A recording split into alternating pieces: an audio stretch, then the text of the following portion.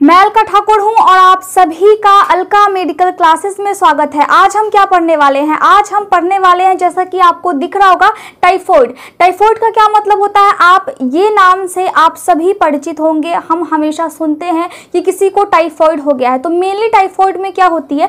Typhoid में fever होती है। फीवर का मतलब होता है कि उस व्यक्ति को जिसको टाइफॉइड हो जाती है उसको बुखार लगता है। ठीक है, तो टाइफॉइड क्या है, आज हम इसके बारे में डिटेल से स्टडी करेंगे। इसके सिम्टम्स मतलब किस टाइप के लक्षण, किस प्रकार के लक्षण आपको बॉडी में देखने को मिलते हैं। इसके अलावा कौन से ऐसे कारण हैं जिनकी वजह से टाइफॉइड फीवर हो जाती है, और अगर ये होती है तो इसकी सिचुएशन कैसी होती है, मतलब इसके जो स्टेज होते हैं ये पहले कैसी होती है, और समय के साथ अगर इलाज ना किया जाए तो फिर वो कैसी हो जाती है। तो इन सभी बातों को आज के लेक्चर में हम डिस्कस करने वाले हैं, तो इसीलिए आप वीडियो को पूरा देखें ताकि आपको अच्छे से समझ में आए। चलिए अब हम क्या पढ़ने वाले हैं? अब हम पढ़ने वाले हैं टाइफॉइड के बारे में। टाइफॉइड क्या? टाइफॉइड एक फीवर है। टाइफॉइड फीवर को हम क्या बोल सकते हैं? इसको हम दूसरे भाषा में बोल सकते हैं एंटेरिक फीवर। या तो हम इसको बोले टाइफॉइड फीवर या फिर हम इसको बोल सकते हैं एंटेरिक फीवर। ठीक है, और अगर हम मेडिकली भी बोलना चाहें तो आप एंटेरिक फीवर भी बोल सकते हैं।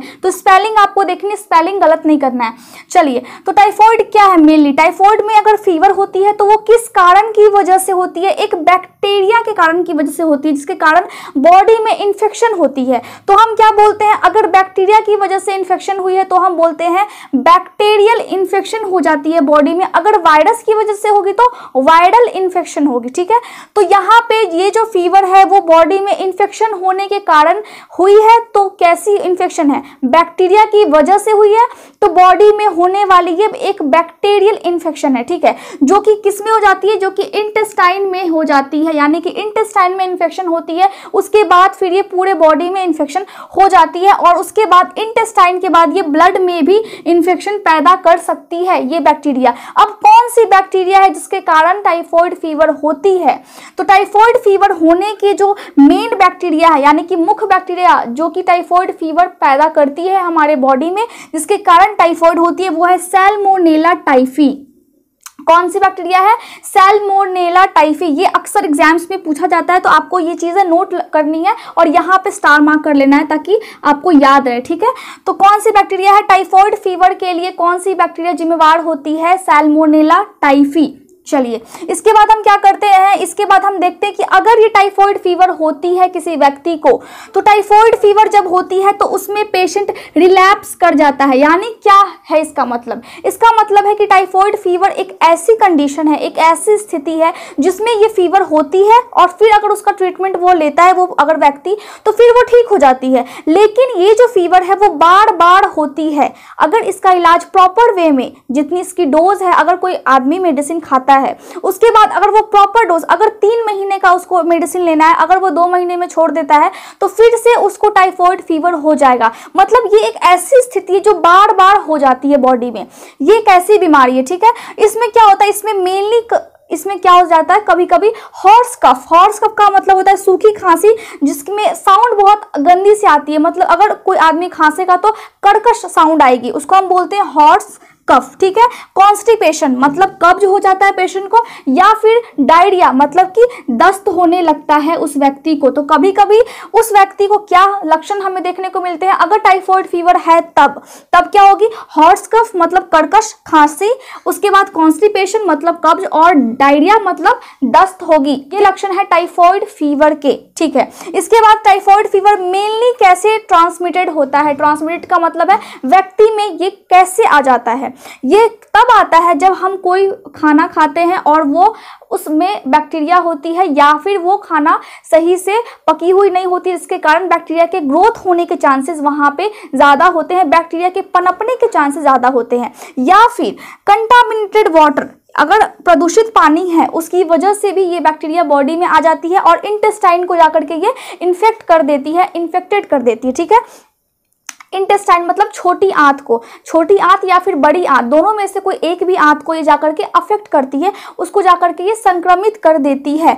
अब किस कारण की वजह से और होगा, अगर कोई इन्फेक्टेड पर्सन है, मतलब अगर किसी व्यक्ति में टाइफॉइड फीवर की जो ये बैक्टीरिया है सैल्मोनेला टाइफी, ये अगर मेरे अंदर, मान लीजिए कि अगर मेरे अंदर ये बैक्टीरिया पहले से मौजूद है और अगर मैं कोई खाना खाऊंगी, कुछ भी अगर मैं खाऊंगी और मैं अपना जूठा किसी को दे दूंगी, तो अगर वो व्यक्ति उस जूठे खाने को खाएगा तो ये बैक्टीरिया उसके बॉडी में भी चला जाएगा। हम जानते हैं कि पाचन की जो क्रिया होती है वो सबसे पहले क्या होती है, जब हम खाते हैं तो जाती है हमारे स्टमक मतलब पेट में, उसके बाद छोटी आंत में अवशोषित होने के लिए जाती है, ठीक है, उसके बाद फिर बड़ी आंत में।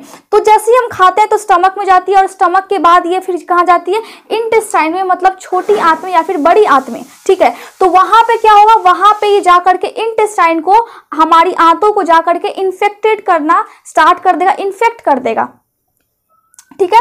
तो अगर कोई इन्फेक्टेड पर्सन है उसकी वजह से भी ये फीवर हो जाती है, ये बैक्टीरिया बॉडी में आ जाती है। इसके बाद हम देखते हैं कि ये जो टाइफॉइड फीवर है वो आजकल डेवलपिंग कंट्रीज में बहुत ज़्यादा कॉमन हो गया है। डेवलपिंग कंट्रीज कौन सी है, फॉर एग्जांपल इंडिया, ठीक है, जिसमें 21.5 मिलियन लोगों को हर साल ये बीमारी हो रही है। टाइफॉइड बैक्टीरिया एक जगह से, यानी कि एक व्यक्ति से दूसरे व्यक्ति में कैसे फैलती है, तो इसको हम बोलते हैं ट्रांसमिशन इसकी कैसे होती है। तो ये जो जर्म्स है, जर्म्स का मतलब होता है कीटाणु, ठीक है, तो ये जो कीटाणु है टाइफॉइड की, कौन सी, सैल्मोनेला टाइफी जो बैक्टीरिया है वो कैसे फैलती है, वो कैसे पास होती है, तो फीसेस के थ्रू। फीसेस का मतलब होता है स्टूल, या फिर हम हिंदी में इसको बोल सकते हैं मल।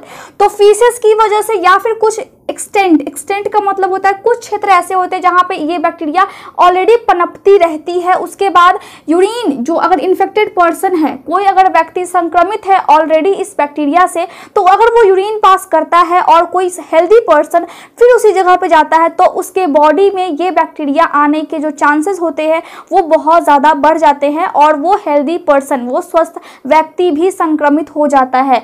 अब फीसेस के माध्यम से कैसे फैलेगी, मतलब मल के माध्यम से। अब कैसे एक हेल्दी व्यक्ति को कैसे वो बैक्टीरिया संक्रमित करती है, तो खाने की वजह से, यानी कि ईटिंग, ड्रिंकिंग वाटर, अगर वो व्यक्ति पानी पिएगा या फिर वो खाना खाएगा या फिर वो कोई अगर खाना खाएगा जो कि प्रदूषित हो, कैसे वो खाना प्रदूषित हो सकती है। अगर कोई व्यक्ति, अगर मैं संक्रमित व्यक्ति हूं और अगर कोई भी संक्रमित व्यक्ति है, तो वो अगर मल पास करता है, यानी कि वो अगर फीसेस को पास करता है, मतलब स्टूल पास करता है, तो अगर वो अच्छे से हैंड वॉश ना करे, या तो क्या होगा, उसके हैंड में वो बैक्टीरिया आ जाएगी और फिर अगर वो खाने की जो अच्छी चीज़ें होंगी, जो हेल्दी चीज़ें होंगी, उसको जाकर के वो टच करेगा, स्पर्श करेगा, तो क्या होगा, तो वो बैक्टीरिया उस खाने पर भी आ जाएगी। या फिर ये ऐसा हो सकता है कि अगर वो व्यक्ति कहीं ऐसे जगह पे मल पास करता है जहाँ पे, मान लीजिए कि जहाँ पे पानी पीने का बहुत पानी पीने की सुविधा हो, मतलब कि जैसे कि गाँव में देखें तो नदी होती है, वो बहुत ज़्यादा ही साफ होती है।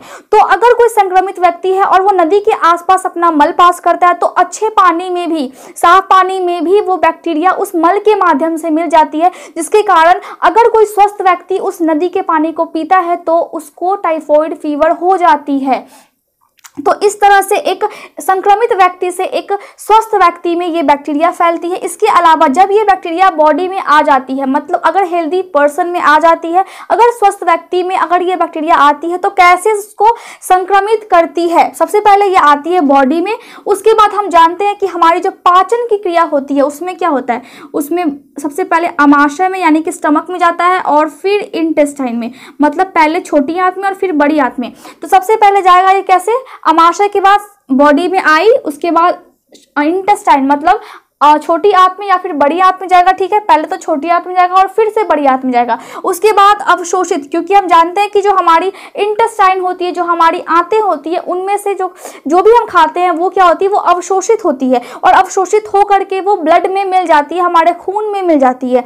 तो क्या होगा, तो वो जो पोषक तत्व होगा जो हम खाते हैं वो जब ब्लड में मिल जाता है, तो अगर उस खाने के साथ ये बैक्टीरिया है तो वो भी हमारे ब्लड में चली जाएगी और ब्लड में जाने के बाद फिर ये लिम्फ नोड में चली जाएगी। लिम्फ नोड क्या होता है, लिम्फ नोड जैसे कि हमारे अंडर आर्म में, ठीक है, अंडर आर्म में हो गई, हमारे कमर के पास हो गई, तो हमारे बॉडी में छोटे छोटे इस टाइप के गोल से जो बनावट होती है, छोटे छोटे बहुत सारे लिम्फ नोड होते हैं। अगर हमारे बॉडी में कोई भी अगर इन्फेक्शन पहले आता है तो ये लिम्फ नोड में सूजन हो जाती है, इन्फ्लामेशन हो जाती है, जिससे हमारे बॉडी को या फिर डॉक्टर को पता लग पाता है कि इनके बॉडी में या फिर हमारे बॉडी में इन्फेक्शन हो गई है। मतलब सबसे पहले यही रिएक्ट करती है इन्फेक्शन के अगेंस्ट। अगर कोई इन्फेक्शन आती है तो उसके प्रति जो अपने रिएक्शन है वो लिम्फ नोड सबसे पहले दर्शाती है। ठीक है, तो क्या होता है, अगर देखिए बॉडी में आई, बॉडी के बाद आंत में गई, आंत से फिर ब्लड में गई, ठीक है, आंत से फिर खून में गई, और जब खून में जब वो मिक्स हो गई तो खून में फिर मिक्स होने के बाद बॉडी के सभी ऑर्गन को, सभी अंग को खून पहुंचता है,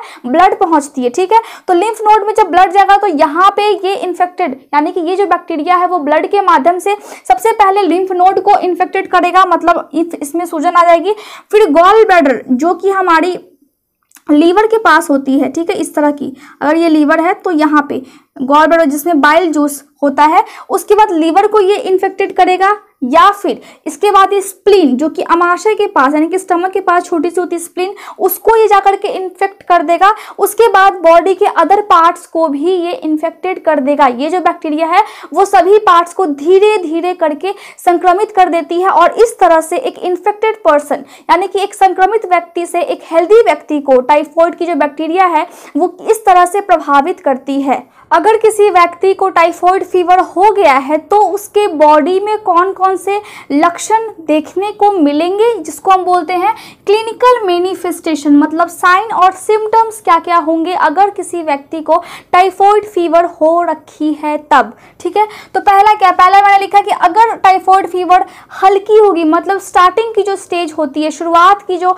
दौर होती है जिसमें टाइफॉइड की बैक्टीरिया अभी अभी बॉडी को ग्रसित की हुई है, अभी अभी बॉडी में एंटर की है, अभी अभी बॉडी को संक्रमित की है, ठीक है, तो उसमें हमें बुखार देखने को मिलेगा। उस व्यक्ति के बॉडी में क्या क्या चेंजेस आएंगे, क्या क्या परिवर्तन आएगी, तो उसको बुखार होगा। उसके अलावा वो थोड़ा सा बीमार फील करेगा, उसके पेट में दर्द होगा जिसको हम बोलते हैं एब्डोमिनल पेन। इसके अलावा है अगर सीवियर डिजीज हो जाएगी, मतलब टाइफॉइड की अगर फीवर है, अगर वो बहुत ज़्यादा सीवियर हो गई हो, तब जब वो व्यक्ति ट्रीटमेंट यानी कि इलाज नहीं करवाता है, अगर उसको थोड़ी सी बुखार है, थोड़ा सा वो बीमार फील कर रहा है, या फिर हल्की से उसके पेट में दर्द है, और अगर वो इसको इग्नोर कर देता है और अगर वो ट्रीटमेंट नहीं लेता है तो फिर सीवियर हो जाती है ये कंडीशन, ये स्थिति काफी ज्यादा गंभीर हो जाती है, जिसमें व्यक्ति को बहुत ज़्यादा बुखार हो जाती है, मतलब हाई फीवर 103 डिग्री सेल्सियस से ज़्यादा फीवर हो जाती है उस व्यक्ति को। इसके अलावा रैश उसके बॉडी पे हो जाती है। रैश बॉडी पे कहाँ पे होगी, बेली पे, बेली पे मतलब पेट के आसपास, और चेस्ट मतलब सीना के आसपास। ठीक है, तो सीना के आसपास की जो स्किन होती है, जो एक तरह से समझ लीजिए कि ऊपर की जो स्किन होती है, ठीक है, जो कि लंग्स के ऊपर होती है, सीना मतलब लंग्स, जैसे अगर अंदर से देखें तो अगर ये लंग्स है तो इसके ऊपर की स्किन को हम क्या बोलते हैं, चेस्ट बोलते हैं, तो उसको हम बोलते हैं रैशेस। रैशेस का मतलब होता है रोज स्पॉट्स, रेड रेड कलर की छोटा छोटा दाना हो जाता है, लाल कलर की छोटा छोटा दाना हो जाता है बेली यानी कि पेट के ऊपर, और चेस्ट के ऊपर यानी कि सीने के ऊपर। ठीक है, तो क्या होगी, तो अगर सीवियर हो जाएगी तो ये सिम्टम्स, ये लक्षण हमें देखने को मिलेंगे। इसके अलावा टाइफॉइड फीवर अगर किसी व्यक्ति को होती है तो हम इस डिजीज को, तो हम इस बीमारी को 2 फेज में डिवाइड करते हैं। और पहला फेज कौन सा है, पहला यानी कि फर्स्ट फेज। फर्स्ट फेज में क्या होती है, फर्स्ट फेज में जो बॉडी के टेम्परेचर होती है, यानी कि पहला जब फेज होता है उसमें क्या होता है, ये पहला हफ्ता होता है, फर्स्ट वीक होता है, जिसमें पेशेंट इस बैक्टीरिया से अभी जस्ट संक्रमित होता है। ठीक है, तो जब संक्रमित होता है तो पहले शुरुआती की जो पहला हफ्ता है, शुरुआत जब हो चुकी है, बैक्टीरिया बॉडी में आ चुका है और शरीर को संक्रमित कर चुका है, तो पहले हफ्ते में क्या क्या लक्षण हमें देखने को मिलते हैं उसके बॉडी में। फर्स्ट फेज में बॉडी की जो टेम्परेचर होती है वो 40 डिग्री सेल्सियस से ज्यादा होती है, जो कि एबनॉर्मल है, नॉर्मली इसको इतनी नहीं रहनी चाहिए। इसके बाद उस व्यक्ति को स्वेटिंग यानी कि बहुत ज्यादा पसीना आता है। इसके अलावा उसको भूख नहीं लगती है, जिसको हम बोलते हैं loss of appetite, medically term में अगर हम बोले तो लॉस ऑफ एपेटाइट। ठीक है, उसके अलावा कफिंग, कफिंग का मतलब होता है उस व्यक्ति को पहले हफ्ते में ही अगर वो बैक्टीरिया से संक्रमित हो चुका है तो उसको खांसी होगी।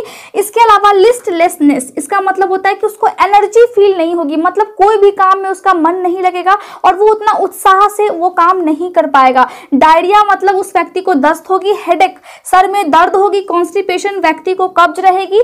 तब ये पहले हफ्ते की बात हो रही जब वो बैक्टीरिया से संक्रमित हो चुका है तब, ठीक है। इसके अलावा स्किन सिम्टम्स, मतलब मैंने आपको बताया है कि बॉडी में छोटे छोटे लाल लाल दाना हो जाएगा उसके बॉडी में, ठीक है। कहाँ पे? उसके बेली में यानी कि पेट के ऊपर, और चेस्ट यानी कि सीना के ऊपर। इसके अलावा अगर बच्चों में टाइफाइड की फीवर हुई है, टाइफाइड की बैक्टीरिया अगर बच्चों को संक्रमित कर देती है तो बच्चों में अक्सर क्या होता है? वॉमिटिंग, यानी कि वो बच्चे बहुत ज़्यादा उल्टियाँ करते हैं और उनको बहुत ज़्यादा दस्त होता है। दस्त और वॉमिटिंग बच्चों में ज़्यादातर होता है, बड़ों में ये जो वॉमिटिंग है वो थोड़ी कम भी होती है, लेकिन बच्चों में ये अक्सर देखने को मिलती है। अब हम बात कर लेते हैं सेकेंड फेज के बारे में। सेकेंड फेज में हम क्या देखते हैं कि दूसरे हफ्ते से तीसरे हफ्ते में जो संक्रमित व्यक्ति है उसके बॉडी में क्या क्या परिवर्तन होते हैं और कौन कौन से लक्षण हमें देखने को मिलते हैं। तो दूसरे हफ्ते में भी उसको बहुत तेज बुखार रहेगा, उसकी जो पल्स रेट होगी, मतलब अगर हम उसकी नाड़ी को चेक करेंगे, हिंदी में पल्स को हम नाड़ी बोलते हैं, तो अगर हम उसकी नाड़ी को चेक करेंगे, नाड़ी और हार्ट रेट, दिल की धड़कन और पल्स रेट दोनों सेम होती है, तो अगर उसकी दिल की धड़कन को हम चेक करेंगे तो वो बहुत धीरे धीरे हमें सुनाई देगी, या फिर धीरे धीरे वो, एक तरह से समझिए कि धीरे धीरे वो बीट करेगी, धीरे धीरे वो पंप करेगी। उसके बाद वो रैपिड होगी, मतलब जल्दी जल्दी और बहुत धीरे धीरे, साउंड बहुत स्लो स्लो आएगी, ठीक है। तो उस कंडीशन में जब टाइफाइड की फीवर हो जाती है, जब सैल्मोनेला टाइफी जब संक्रमित कर देती है किसी व्यक्ति को, तो दूसरे हफ्ते में ये सिम्टम्स, ये लक्षण हमें देखने को मिलते हैं उस व्यक्ति में। इसके बाद तीसरे हफ्ते में क्या होती है? तीसरा हफ्ता भी सेकेंड फेज के अंदर ही आता है। सेकेंड फेज में हम पढ़ते हैं दूसरे हफ्ते से तीसरे हफ्ते में बॉडी में क्या क्या परिवर्तन आते हैं। तो इसमें कंफ्यूज नहीं होना है, क्योंकि फेज सिर्फ 2 होती है। पहले में सिर्फ पहले हफ्ते की बात करते हैं और दूसरे में हम दूसरे से तीसरे हफ्ते तक के लक्षण को हम देखते हैं दूसरे फेज में। तो दूसरे फेज में तीसरे वीक में, यानी कि तीसरे हफ्ते में उस व्यक्ति को क्या लक्षण हमें देखने को मिलेंगे? उस व्यक्ति के बॉडी में हमने बात कर लिया कि दूसरे हफ्ते में बुखार होगा और पल्स बहुत ज़्यादा रैपिड होगा, बहुत तेजी से उसकी दिल की धड़कन चलेगी। तीसरे हफ्ते में क्या होगा कि उसको बहुत ज़्यादा दस्त होगा। दस्त कैसा होगा? ग्रीन ग्रीन मटर के जैसा, कोई पतला जैसे सूप होता है मटर का, वैसा उसको बहुत ज़्यादा दस्त होगा। और उसकी जो फीसेस, मतलब जो उसकी स्टूल है, हिंदी में क्या बोलते हैं फीसेस को? मल जो वो पास करेगा उसमें ब्लड भी हो सकता है, खून भी रह सकता है। और तीसरे हफ्ते के बाद चौथे हफ्ते में वो धीरे धीरे ठीक होना स्टार्ट हो जाएगा, वो व्यक्ति जिसको ये बैक्टीरिया संक्रमित कर देती है। कौन सी बैक्टीरिया? सैल्मोनेला टाइफी की बैक्टीरिया। तो आपको कंफ्यूज बिल्कुल भी नहीं होना है। इसके बाद हम देखते हैं कि डायग्नोस्टिक इवैल्यूएशन क्या क्या होता है। डायग्नोस्टिक इवैल्यूएशन का मतलब है कि अगर कोई व्यक्ति इस बैक्टीरिया से संक्रमित हो चुका है तो डॉक्टर्स उनको कौन कौन से टेस्ट करवाने को बोलते हैं और कौन कौन से टेस्ट उनको रिकमेंड करते हैं। तो पहला क्या है? CBC, मतलब कंप्लीट ब्लड काउंट, क्योंकि हम जानते हैं कि ये जो बैक्टीरिया है ये ब्लड में भी इन्फेक्शन पैदा करती है। तो हम ब्लड को हम चेक करते हैं, जिसमें हम पाते हैं अगर कोई व्यक्ति इस बैक्टीरिया से संक्रमित है तो उसके बॉडी में, तो उसके ब्लड में WBC की जो अमाउंट होगी वो ज़्यादा होगी, WBC की जो नंबर होगी वो ज़्यादा होगी। अब WBC क्या है? WBC रक्त में पाई जाती है, जिसका फुल फॉर्म है व्हाइट ब्लड सेल्स, और हिंदी में हम इसको बोलते हैं श्वेत रक्त कोशिकाएं, ठीक है। तो जो WBC होती है, ब्लड में क्या क्या पाई जाती है, पहले आप ये समझ ले। ब्लड में RBC, मेनली क्या क्या होती है? WBC और प्लेटलेट, ठीक है, प्लेटलेट्स।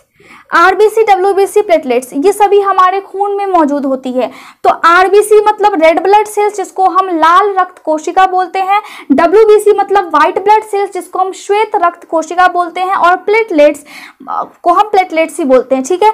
तो ये जो WBC है उसकी नंबर ज़्यादा होगी, उसकी संख्या ज़्यादा हो जाएगी, नॉर्मल से वो ज़्यादा रहेगी। अगर कोई व्यक्ति इस बैक्टीरिया से संक्रमित हो जाता है तब हम समझ जाते हैं कि अगर WBC ज़्यादा है, इसका मतलब है कि टाइफाइड की जो फीवर है वो उसको जब लग रही है तो मतलब उसके ब्लड में वो बैक्टीरिया मौजूद है। इसके बाद है ब्लड कल्चर। ब्लड कल्चर में हम क्या टेस्ट करते हैं कि ब्लड में कोई इन्फेक्शन तो नहीं है, ब्लड में वो बैक्टीरिया हमें देखने को मिले। अगर हम जांच करेंगे तो वो बैक्टीरिया जो कि टाइफाइड को पैदा करती, टाइफाइड जिसके कारण होता है, वो बैक्टीरिया हमें ब्लड में मौजूद मिलेंगे अगर हम ब्लड की कल्चर करेंगे तो, ठीक है। स्टूल कल्चर मतलब जो मल होता है उसको भी हम टेस्ट करते हैं, उसमें भी ये बैक्टीरिया पाई जाती है। कौन सी बैक्टीरिया? Salmonella typhi. कौन सी बैक्टीरिया? सैल्मोनेला टाइफी, जो कि टाइफाइड जिसके कारण टाइफॉइड होती है। सैल्मोनेला टाइफी की बैक्टीरिया स्टूल में, मल में और ब्लड में भी मौजूद रहेंगी। अगर हम ब्लड कल्चर करेंगे तो हमें वो देखने को मिलेगा, और स्टूल कल्चर करेंगे तो हमें वो मल में भी उसकी बैक्टीरिया, ये जो बैक्टीरिया ये हमें देखने को मिलता है। ठीक है, इसके बाद जो प्लेटलेट होती है वो लो हो जाती है। हम जानते हैं कि ब्लड में WBC बढ़ गई है और प्लेटलेट्स कम हो जाती है अगर बैक्टीरिया संक्रमित कर देती है व्यक्ति को। तब कौन सी? सैल्मोनेला टाइफी की जो बैक्टीरिया है अगर किसी व्यक्ति को संक्रमित करती है तो ब्लड में मौजूद WBC की संख्या ज्यादा हो जाती है और प्लेटलेट्स की संख्या कम हो जाती है। टाइफॉइड फीवर का हम मैनेजमेंट किस तरह से करते हैं? मैनेजमेंट का मतलब क्या होता है? इसकी ट्रीटमेंट किस तरह से की जाती है, इसका इलाज किस तरह से किया जाता है। तो पहला मैंने क्या लिखा है, फ्लूइड और इलेक्ट्रोलाइट्स देते हैं पेशेंट को इंट्रावेनसली, मतलब वेन्स में, नस में हम क्या देते हैं, फ्लूइड्स। फ्लूइड्स का क्या मतलब होता है, क्योंकि उसको दस्त हो रही है तो उसके बॉडी में इलेक्ट्रोलाइट्स और फ्लूइड्स, फ्लूइड्स का मतलब होता है वाटर, पानी की कमी हो जाती है, और इलेक्ट्रोलाइट का मतलब होता है हमारे बॉडी में सोडियम, पोटेशियम, कैल्शियम, ये सभी कहाँ मौजूद होते हैं, इसको हम बोलते हैं इलेक्ट्रोलाइट्स, और ये सभी हमारे बॉडी में मौजूद होते हैं। और जब दस्त होता है तो पानी के साथ साथ ये भी बॉडी से निकल जाती है, क्योंकि पानी अकेले हमारे बॉडी में नहीं रहता है, इन सभी के साथ वो मिक्स रहता है। तो फ्लूइड्स जो कि वाटर यानी कि पानी, और इलेक्ट्रोलाइट सोडियम, पोटेशियम, कैल्शियम, ये सभी हमारे बॉडी से निकल जाते हैं, उस व्यक्ति के बॉडी से निकल जाते हैं जब टाइफॉइड की बैक्टीरिया उनको संक्रमित कर देती है। तो उस कंडीशन में हमें क्या करना है, हमें उनकी बॉडी में पानी के लेवल को मेंटेन करना है ताकि उनकी बॉडी में पानी की कमी ना हो। इसीलिए हम इंट्रावेनसली, मतलब हम इंजेक्शन के थ्रू वेन्स में, उनके नस में हम क्या कर देते हैं, बाहर से हम फ्लूइड्स और इलेक्ट्रोलाइट्स के इंजेक्शन देते हैं। उसके बाद क्या, उसके बाद हम उनको एंटीबायोटिक्स देते हैं। एंटीबायोटिक्स क्यों? क्योंकि जो सैल्मोनेला टाइफी है वो एक बैक्टीरिया है, तो बैक्टीरिया से लड़ने के लिए हम क्या देते हैं, एंटीबायोटिक्स, यानी कि उसके अगेंस्ट जो मेडिसिन काम करती है उनको हम बोलते हैं एंटीबायोटिक्स। तो क्या क्या होती हैं, क्लोरामफेनिकोल, उसके एम्पिसिलिन, सिप्राफ्लोक्सासिन, ये कुछ एंटीबायोटिक्स है जो हम पेशेंट को देते हैं। ठीक है, और जब हम पेशेंट को एंटीबायोटिक्स देते हैं तो 2 दिन के बाद पेशेंट थोड़ा सा बेटर फील करता है। उसके बाद रेयर केस में हम स्टेरॉइड मेडिसिन को देते हैं। स्टेरॉइड मेडिसिन एक ऐसी मेडिसिन होती है जिसमें कौन सी प्रॉपर्टी होती है, जो सूजन को कम करने के काम में आती है। तो इन्फ्लामेशन हो सकती है कि अगर आंत में सूजन हो जाए, किसके कारण, बैक्टीरिया के कारण, ये जो टाइफॉइड की बैक्टीरिया है, अगर उसके कारण छोटी आंत में या फिर बड़ी आंत में अगर, या फिर बॉडी के किसी पार्ट में सूजन हो जाए, तो बहुत ही रेयर केस, मतलब किसी व्यक्ति को ये दिया जाता है स्टेरॉइड मेडिसिन जो कि सूजन को कम करती है। जनरली हम इसको यूज नहीं करते हैं। इसके अलावा है कि हम उसके बॉडी में पानी की कमी को तो दूर करते ही हैं, साथ ही साथ जो हम उसको पानी देते हैं पीने के लिए पेशेंट को, ऊपर से जब वो बेटर थोड़ा फील करता है तो हम जब पानी देते हैं तो हम ख्याल रखते हैं कि वो पानी प्रदूषित ना हो, उसको साफ पानी मिले, ताकि बैक्टीरिया की जो प्रभाव है वो और ज़्यादा बॉडी में ना आए, बाहर से और अदर बैक्टीरिया उसके बॉडी में एंटर ना कर पाए। उसके बाद हम जो वेस्ट उसका होगा वो हम सही से डिस्पोजल करेंगे। इसका मतलब है कि अगर कोई व्यक्ति संक्रमित है और वो अपना मल त्याग करता है, स्टूल पास करता है, तो हम प्रॉपर जगह पे उसको बोलेंगे कि आप इस जगह पे अपना स्टूल पास कीजिए, और उसको फिर हम अच्छे से डिस्ट्रॉय करेंगे। ठीक है, उसके बाद क्या करते हैं, उसके बाद जो भी खाना उस व्यक्ति को दिया जाता है, जो भी खाना उस संक्रमित व्यक्ति को दिया जाता है और वो हॉस्पिटल में है, हॉस्पिटल में सबसे पहली बात तो वो जो संक्रमित व्यक्ति है जिसको टाइफॉइड हो रखा है उसको सबसे अलग रखना चाहिए। वो सबसे अलग रहता है, और जो उसको खाना पहुंचता है और जो उसको पानी पहुंचता है वो एक्स्ट्रा केयर के साथ पहुंचता है। ध्यान रखा जाता है कि जो खाना है और जो पानी है वो प्रदूषित ना हो, वो साफ हो। तो जो खाना होती है या फिर जो पानी, जो फूड होते हैं या फिर जो पानी होती है, उसकी जो सप्लाई होती है उस पेशेंट को, वो बिल्कुल साफ होनी चाहिए। वो कंटामिनेटेड नहीं होनी चाहिए, मतलब कंटामिनेशन के कारण उसमें कोई बैक्टीरिया या फिर कोई वायरस की ग्रोथ नहीं होनी चाहिए। वो बिल्कुल स्वस्थ, एक तरह से हेल्दी फूड होनी चाहिए, कोई भी बैक्टीरिया उसमें मौजूद नहीं होना चाहिए। अच्छे से पका हुआ खाना होना चाहिए ताकि बॉडी में और ज़्यादा इन्फेक्शन ना फैले, क्योंकि ऑलरेडी वो व्यक्ति संक्रमित है और हॉस्पिटल में उसको सबसे अलग रखना है, उसकी जो पर्सनल चीज़ें होंगी उसको भी अलग रखना है अदर व्यक्ति से। तो हमें ये ध्यान रखना है। हम अक्सर इसको मामूली समझते हैं टाइफॉइड फीवर को, लेकिन ये मामूली नहीं है। ये 20% लोगों की जान ले लेती है हर साल, ठीक है।